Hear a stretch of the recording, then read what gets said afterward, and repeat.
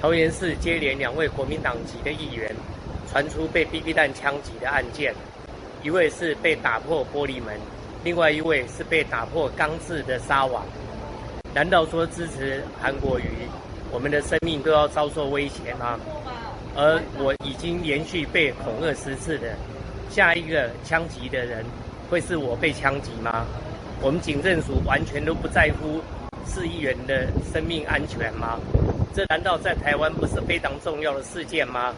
我现在人在美国的夏威夷，在这边的侨界，他们说如果有像这样的一个议员接连被恐吓，在美国他们早就已经成立联邦调查。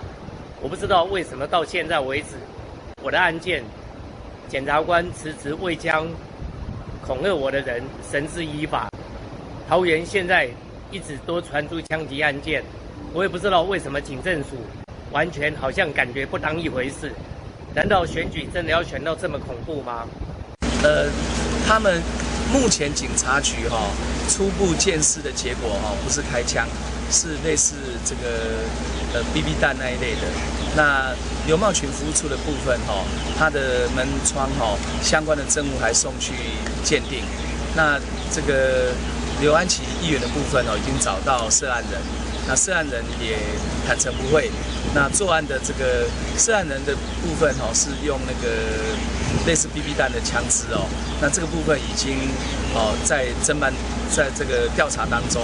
那我们会很快的请警方调查出结果。不过这属于治安事件专业的案情的说明由警方来说明。市长那个。